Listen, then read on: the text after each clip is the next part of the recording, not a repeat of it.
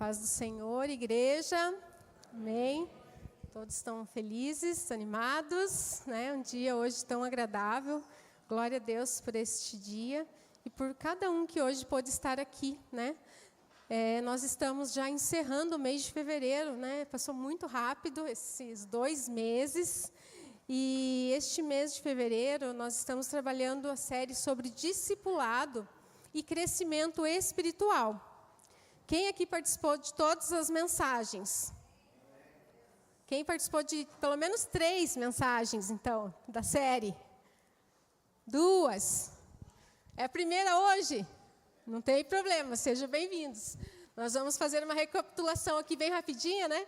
Não dá para fazer igual lá na Netflix, lá que a gente pula a recapitulação. Então, na primeira mensagem, nós falamos aqui sobre a importância de ampliar as fronteiras da Igreja de Cristo através do discipulado, pois a igreja está em movimento, a igreja está em movimento e nós precisamos ampliar. E uma forma de nós ampliarmos é através do discipulado. E em seguida, né, nós fomos ministrados também sobre como sermos discípulos de Jesus, sendo essa uma escolha pessoal, uma escolha onde Cristo é o mestre e nós discípulos. E ao fazermos essa escolha, nós começamos a seguir a Cristo, fazendo a nossa renúncia diária. Então, o discípulo ele precisa renunciar diariamente e permitir que o Senhor nos pode. A gente fala, né, que a árvore é podada, então nós podemos ser podados também. E no terceiro momento, nós entendemos então a missão de um discipulador. Como é ser um discipulador? É aquele que aprende e reproduz os ensinamentos de Cristo. Aquele que morre para si mesmo e frutifica no reino de Deus. E nós fomos convidados e confrontados a sermos esses discipuladores. E é isso que nós estamos trabalhando, né? Começando esse ano, fortemente trabalhando aqui em toda a igreja ser um discipulador. Cada um de nós sermos um discipuladores. Porque foi isso que Cristo nos chamou. Cristo, quando as últimas palavras, ele falou, ide, fazeis discípulos, ensinando-os a fazerem todas essas coisas que eu vos tenho ensinado. E nós estamos aqui porque nós fomos discipulados. Essa ordem de Jesus foi cumprida, foi obedecida em todos esses anos, mais de 2000 anos. E hoje está nas nossas mãos sermos esses discipuladores. E nós temos várias formas de sermos discipuladores. E graças a Deus, né, que aqui na igreja já temos várias pessoas que estão aí interessadas. Mas amanhã nós estaremos fazendo um encontro dos discipuladores, né, onde você é convidado. Você que tem curiosidade de saber como que é na prática, o que eu tenho que fazer, como que eu tenho que agir, proceder. Nesse encontro de amanhã, 16h, nós vamos explicar bem certinho, né, trazer ferramentas. Inclusive, aqui eu já estou com um livrinho aqui, com o nosso livreto, tá? Que é discipular até Jesus voltar. Essa é a nossa meta, tá? Então, você vai receber esse material, vai receber orientação, instrução, e nós vamos, assim, cumprindo o ID de Jesus. E nos nossos dias, né, nós sabemos que existe uma cultura de sermos grandes. Nós queremos fazer tudo grande, não queremos fazer pequeno, né? Não queremos, vai ser uma coisa muito pequena. E hoje nós vamos falar sobre, se você quer ser grande, seja servo. E o maior servo que nós temos, o exemplo é de Jesus Cristo. Na nossa cultura, a grandeza, o que significa a grandeza hoje? Quando eu falo grandeza, ser grande, o que vem à sua mente? Tem aquele que quer conquistar os planetas, né? Que eu nem sei qual planeta mais que Marte, né? Tem aqueles que querem visibilidade, então mais seguidores, mais likes, mais visualizações, os influenciadores, né, os famosos, as celebridades, né, eles são grandes ali dentro dessa área da visibilidade. Nós temos também querem a grandeza de poder, né? Quem manda, quem que controla, quem que tem autoridade, querem ter essa autoridade. Aqui incluem-se, né, os CEOs aí das grandes empresas, os políticos, né, líderes de alto cargo, que exercem posições, né, nos governos. também tem aqueles que exercem grandeza ou querem ter essa grandeza através do dinheiro. Tendo sucesso financeiro, vivendo uma vida luxuosa, tendo, né, 1 milhão, milhões, bilhões, né? Vivendo essa vida de ostentação, pensam que são grandes, que assim alcançarão essa grandeza. Ou também a performance, é algo que está sendo falado bastante hoje sobre a questão da performance. A gente precisa produzir, ter uma alta produtividade, uma produtividade que entrega mais, que faz mais, que conquista mais. E as pessoas, muitas vezes, estão se perdendo nesse tipo de pensamento, nesse tipo de mentalidade. E isso pode acontecer também até mesmo no nosso meio, na igreja. Quem canta mais, quem prega melhor, quem lidera mais pessoas, quem tem mais prestígio. Só que nós, né, não estamos muitas vezes livres deste conceito no nosso mundo de hoje. Por exemplo, no nosso trabalho, nós mesmo sendo CLT, nós precisamos às vezes não, né, ter a nossa posição ali, né, que a gente fala de networking, a gente precisa nos vendermos, os empreendedores aí precisam se valorizar, né, ter essa questão da valorização, vender o nosso peixe, né, como eu falei, mas nós precisamos cuidar para que o que essa mentalidade está colocando dentro da nossa, da gente. O que nós estamos vivendo hoje? Será que eu só tenho valor se eu estiver à frente, se eu estiver sendo notado, ou se eu estiver sendo reconhecido?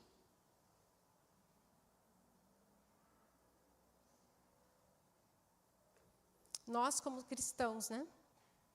Nós precisamos entender, então, o verdadeiro significado de sermos grandes. O que é ser grande para nós como cristãos? Jesus, ele redefiniu esse conceito de grandeza, porque o reino de Deus, ele é aquele, o maior, é aquele que mais serve. Quando o mundo diz, suba, Jesus diz, desça. Quando o mundo diz, apareça, Jesus diz, sirva, desapareça. Quando o mundo diz, seja o primeiro, número 1, o que Jesus diz? O último, seja o último. Então, hoje, nós vamos refletir sobre de que maneira que nós queremos ser grandes. Do jeito do mundo ou do jeito de Cristo? Paulo, aqui em Filipenses 2, apresenta o nosso maior modelo, o modelo supremo de grandeza.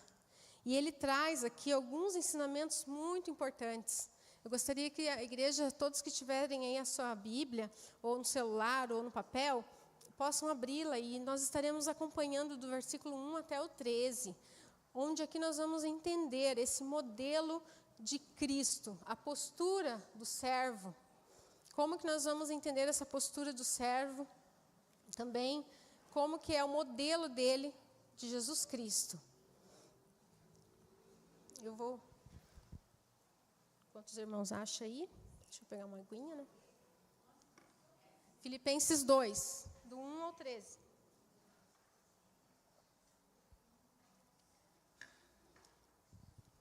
Eu estou lendo na versão NVI, tá? Em nome de Jesus. Se por estarmos em Cristo, nós temos alguma motivação, alguma exortação de amor, alguma comunhão no Espírito, alguma profunda afeição e compaixão, então completem a minha alegria, tendo o mesmo modo de pensar, o mesmo amor, um só Espírito e uma só atitude. Não façam nada por ambição egoísta ou por vaidade, mas humildemente considerem os outros superiores a vocês mesmos. Cada um cuide não somente dos seus interesses, mas também dos interesses dos outros. Seja a atitude de vocês a mesma de Cristo Jesus, que, embora sendo Deus, ele não considerou que o ser igual a Deus era algo a que devia apegar-se, mas esvaziou-se a si mesmo, vindo a ser servo, tornando-se semelhante aos homens, e sendo encontrado em forma humana, humilhou-se a si mesmo e foi obediente até a morte, e morte de cruz. E por isso, Deus o exaltou à mais alta posição, e lhe deu o nome que está acima de todo nome, para que ao nome de Jesus se dobre todo o joelho, nos céus, na terra e debaixo da terra, e toda língua confesse que Jesus Cristo é o Senhor, para a glória de Deus Pai. Glória a Deus.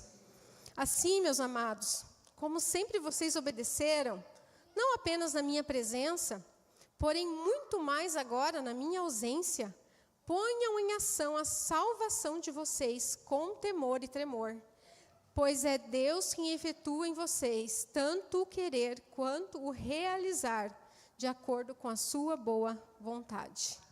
Amém? Glória a Deus. Então aqui Paulo, ele está falando aos irmãos da cidade de Filipos. Ele está numa prisão.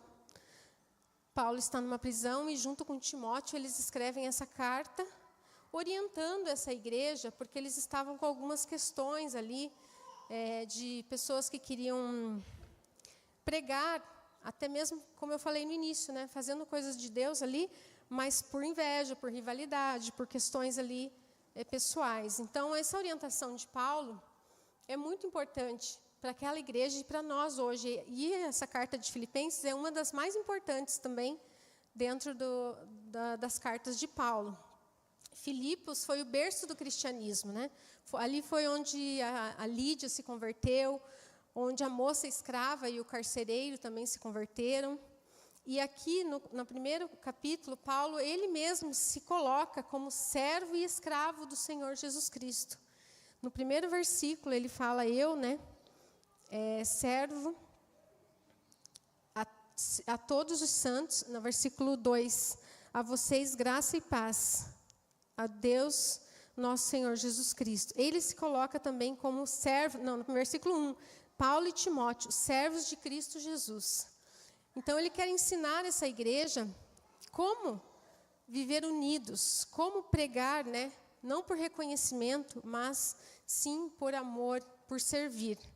E aqui no primeiro versículo, então, ele fala sobre a compaixão e a empatia. Se nós estamos unidos em Cristo, se tem exortação em amor, o amor gera, então, esses resultados na vida dos cristãos. Como que nós podemos demonstrar o amor? Se nós dizemos que amamos o nosso irmão, né?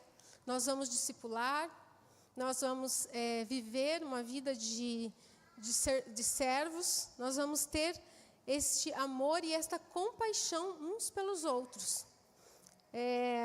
Diz que esse serviço que nós demonstramos aos nossos irmãos, a uns aos outros, é a ponta do iceberg.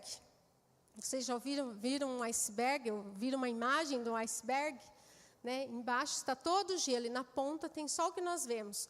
O que nós vemos é aquilo que nós estamos praticando uns com os outros. E abaixo é o nosso relacionamento com Deus. É a nossa oração, é o nosso dia a dia com Deus, a comunhão no Espírito, nós estarmos ligados com Deus, vai demonstrar na nossa vida esses resultados. E nós devemos, então, ter a mente de Cristo. Ele fala que nós devemos, no versículo 2, né, unidade de mente e de atitude. A postura do servo contribui para a alegria da comunidade. Né? Que ele fala, completem a minha alegria com unidade, o mesmo modo de pensar, o mesmo amor, um só espírito e uma só atitude. Fácil? Não, né? Aqui nós nos chamamos de irmãos e somos irmãos porque nós somos filhos do mesmo Pai. E, irmãos, a gente não pode escolher, certo? Se eu pudesse escolher, né, ia escolher só os bonzinhos, né, só os legais, só os que eu combino, mas não é assim, né? Todos nós somos irmãos, todos nós temos as nossas dificuldades, mesmo os irmãos de sangue, né, nós ali, as famílias maiores aí, que tem vários irmãos, né, tem as histórias aí da família e tudo mais. Nós, quando somos aqui irmãos, né, devemos viver nessa unidade, né? E nós somos chamados a viver essa unidade. Amarmos uns aos outros e compreendermos uns aos outros. Na Bíblia NVT, ela traz essa última parte do versículo 2, dizendo assim, que vocês tenham a mesma forma de pensar e um só propósito. Então, assim, não é que todo mundo é robozinho que vai pensar igual, mas nós vamos ter o mesmo objetivo, o mesmo propósito. Nós vamos cooperar uns com os outros, nós vamos discipular uns aos outros, né? Acompanhar, ter um cuidado, um amor, né? Ter como diz, nós somos corpo, nós vamos cuidar uma parte do outro. E essa viver em unidade de mente, corpo, né? Mente e atitude, desculpem. A gente precisa ter o que diz no versículo 3, que é a humildade e a renúncia. Que diz que não age por ambição ou vaidade, mas considera os outros superiores a si mesmo. Na Bíblia, na versão A Mensagem, ele fala assim, não bajulem ninguém só para conseguir o que vocês querem. Né? Ponham o interesse próprio de lado e ajudem aos outros em sua jornada. Esse é o discipulado. Nós deixarmos, muitas vezes, os nossos interesses, né, a nossa vontade, e ajudar o nosso irmão a dar mais um passo. Muitas vezes, ali no nosso encontro, a gente chega com aquela vontade de falar, né, Jaque? Hoje eu tenho que falar tudo, Ariane, né? Eu tenho que falar tudo mais um pouco. Mas aí chega lá, minha irmã fala, nossa, aconteceu tal coisa. E ela quer falar. Então, eu vou deixar minha vontade de lado, vou deixar ela falar. Vou escutar, vou ajudar, vou aconselhar. Vou considerar a situação dela superior à minha. Não falar, não, mas você não sabe o que aconteceu comigo. Nossa, comigo foi pior. Ixi, você nem imagina. Considerar o outro superior é a gente valorizar o outro, a gente amar. E se todos nós fizermos um com o outro isso, que maravilha que vai ser, né? Que bênção. Considerar. Por que ele fala considerar, né? Porque considerar não é que quer dizer que vai ser maior do que você. Você vai considerar ele maior que você. Ele vai considerar você maior do que ele. Mas, na verdade, somos todos iguais. Então, como nós somos todos iguais, ao considerarmos o outro maior, nós estamos sendo humildes. Não porque nós estamos pensando menos de nós. Não vou dizer, eu sou mais coitadinha, né? Por isso que eu não vou falar nada. Não, porque eu estou pensando menos em mim. Então, a humildade é pensar menos em si e mais no outro. Servir sem reconhecimento, ajudar sem esperar aplauso, liderar sem dominar. Essa é a orientação do Senhor para nós vivermos em unidade, discipulando uns aos outros. No versículo 4, ele fala que nós devemos cuidar uns dos outros. Mas cuidar não é daquele sentido de ficar cuidando da vida dos irmãos, assim, né? Tipo, fofocando, né? Querendo saber tudo que está acontecendo para contar para os outros. Não. É aqui que entra onde nós nos esquecemos dos nossos próprios, nossas próprias necessidades, muitas vezes, né? E nós buscamos o interesse do outro. Esqueçam de vocês o suficiente para estender a mão para ajudar alguém. Então, não sei se vocês já ouviram falar daquela parábola das colheres compridas. Alguém já ouviu falar dessa parábola das colheres compridas? Não? Quando eu começar a contar, vocês já vão lembrar, tá? Diz que um homem chegou no inferno, é uma parábola, né? E lá no inferno tinha uma mesa com uma grande vasilha de comida. E as pessoas ao redor dessa mesa, que era muito grande, tinham cada uma colher, só que essa colher tinha uma haste muito comprida. Era tipo uma pá, eu acho, né? E eles começaram, ali o homem entrou nessa sala, nesse lugar, e as pessoas estavam ali no mar da luta, no mar da guerra. Era comida, um jogava comida tentando comer, o outro batia no outro tentava destruir a colher do outro. No final, eles estavam morrendo, sem conseguir comer, e ali, tentando tirar a colher do outro, eles estavam no mar das brigas ali. Agora, esse homem entrou numa outra sala, que era o céu. Tá? E no céu tinha essa mesma mesa, a mesma panela e as colheres compridas também. Só que ali estava reinando uma paz. Ele entrou ali e já viu todo mundo alimentado, todo mundo assim feliz, quietinho, assim, conversando. O que eles faziam? Com aquela colher, um servia o outro. Quem estava do outro lado da mesa me servia, e eu servia vocês. E assim, essa parábola das colheres compridas nos ensina o cuidado e o amor ao próximo. Por quê? Ao nós cuidarmos um dos outros, nós somos alimentados.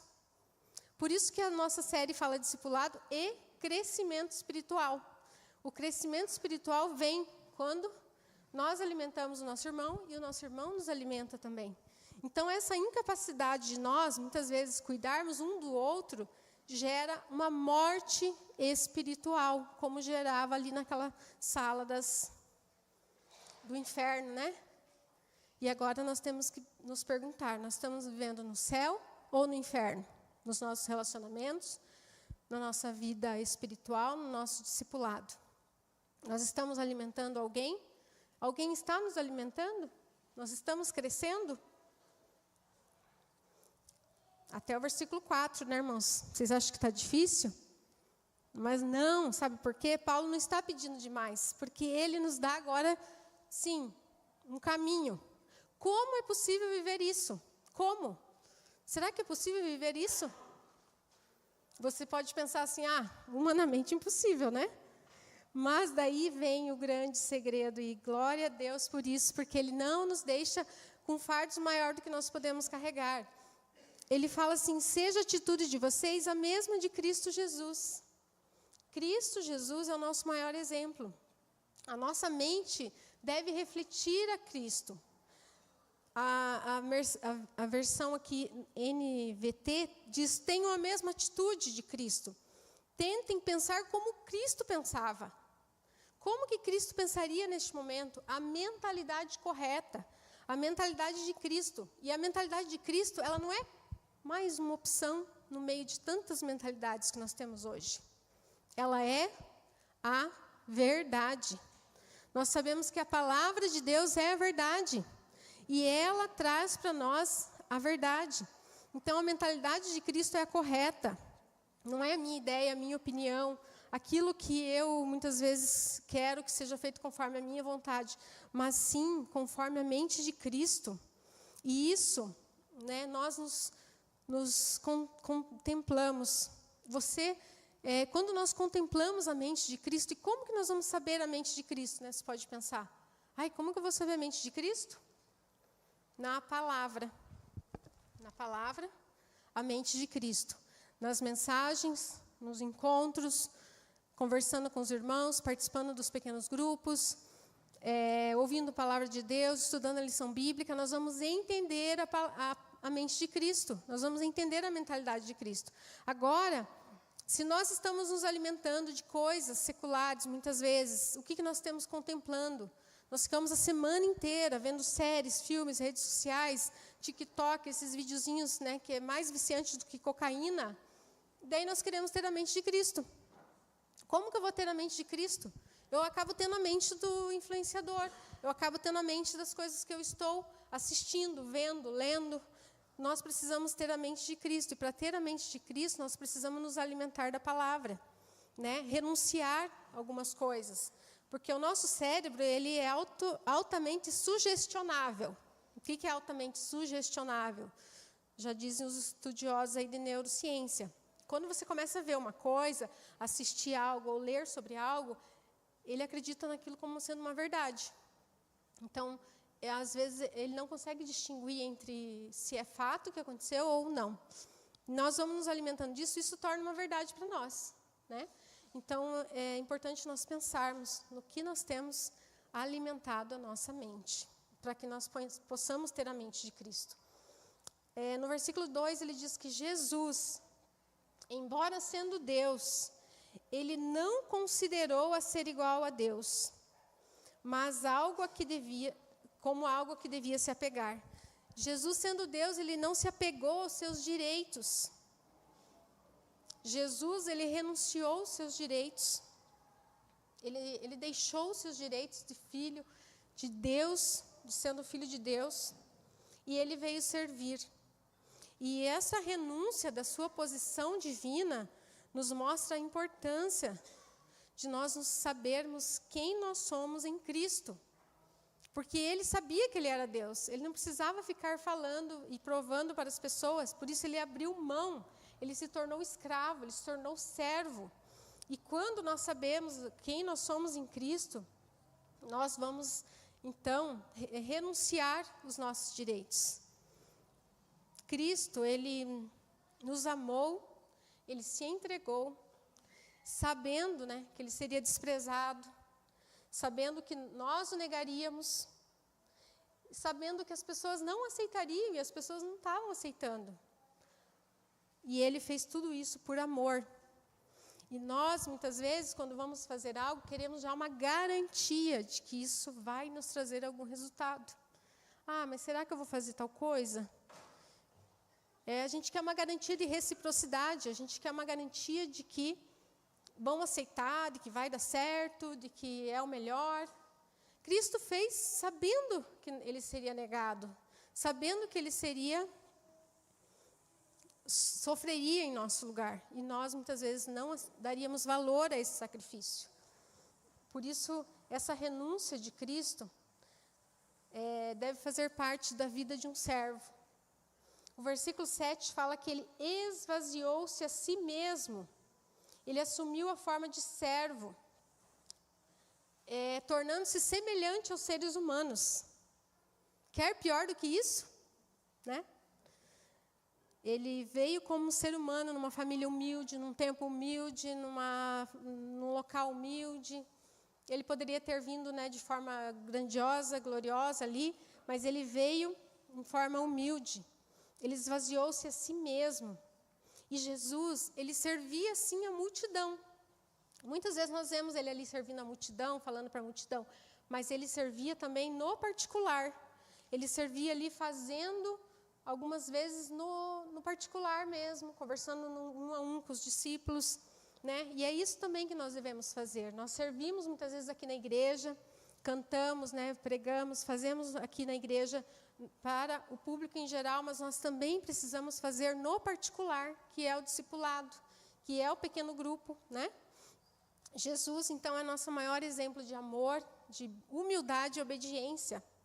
E a obediência dele foi tão extrema que ele humilhou-se até a morte. E a morte, a pior morte que tinha, que foi a morte de cruz.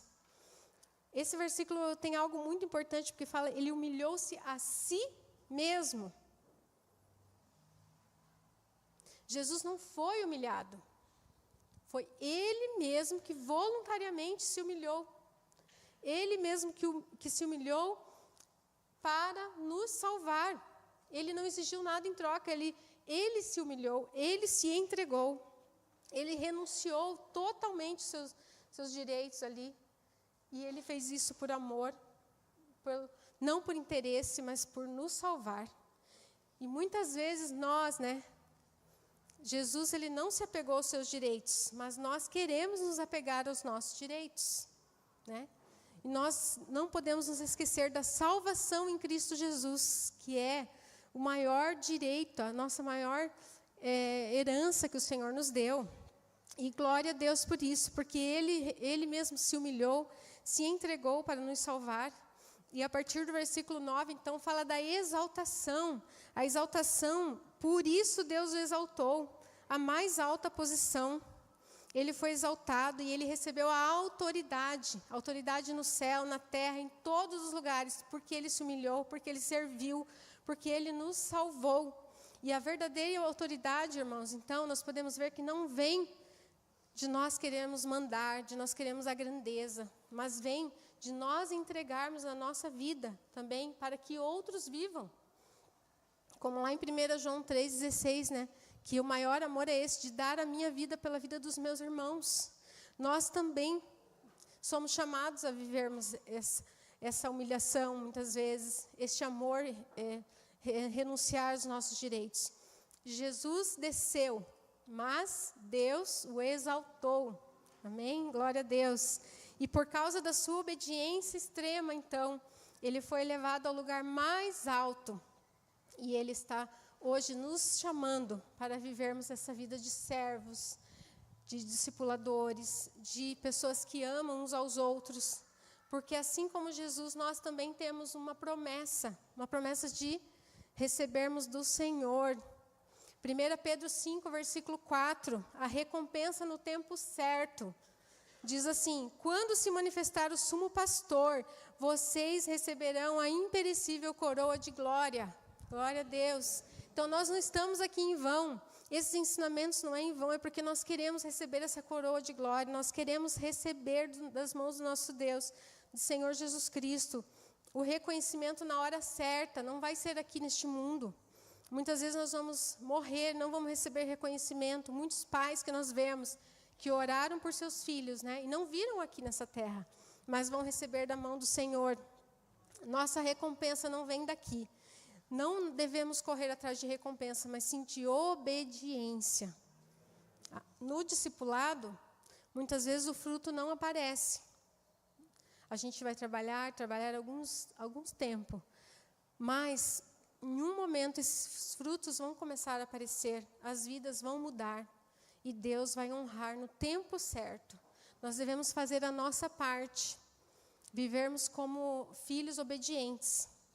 Também em 2 Timóteo capítulo 4, 8, fala sobre isso, né? A coroa de justiça que me está guardada, a mim, a qual o Senhor, justo juiz, me dará naquele dia, e não somente a mim, mas também todos a que amarem a sua vinda. Esse deve ser a nossa recompensa, nós buscarmos estarmos em frente ao Senhor Jesus e mostrarmos a nossa obediência, nosso amor. E assim nós vamos desenvolvendo a nossa salvação. Como diz no versículo 12, 13, nós devemos colocar isso em prática. E assim nós vamos desenvolvendo. Nós já ganhamos a salvação, mas nós vamos desenvolvendo ela. Desenvolver a salvação é nós termos, então, uma vida coerente, uma fé prática, uma fé constante, onde nós podemos falar para as outras pessoas, amar uns aos outros e discipular. A ação de Deus em nós, é Deus quem produz em nós tanto querer quanto realizar. Basta nós permitirmos, nós deixarmos o Senhor realizar. Nós nos colocarmos diante de Deus. Não é por nossas próprias forças, mas é pela graça capacitadora de Deus. Deus nos chama então, irmãos, para nós ampliarmos, dependermos dEle diariamente, sermos discípulos, esses que vão tomar uma decisão, sermos discipuladores, aqueles que vão permanecer, e sermos servos, rendidos ao senhorio do nosso Senhor Jesus Cristo. Os pequenos grupos e os discipulados, eles são uma escola para isso. Eu posso dizer para os irmãos que é uma escola para nós vivermos na prática tudo isso que nós estamos aprendendo hoje, e tudo isso que o Senhor nos pede. Nós aprendemos a ouvir, nós aprendemos a orar uns pelos outros, a cuidar, aprendemos a viver uma vida servindo. É um estilo de vida que nós temos dentro dos grupos. E também, né, que nós vamos ver semana que vem, é bacia e toalha, né? Nós devemos mais buscar a bacia e a toalha, para que nós possamos frutificar, darmos frutos, e assim o reino de Deus venha, nós possamos crescer, não somente como números nessa igreja, mas também como servos do Senhor, assumindo essa postura, né, de servirmos com alegria, de amarmos com intensidade, né, sendo exemplo na humildade, e no tempo certo nós receberemos a recompensa.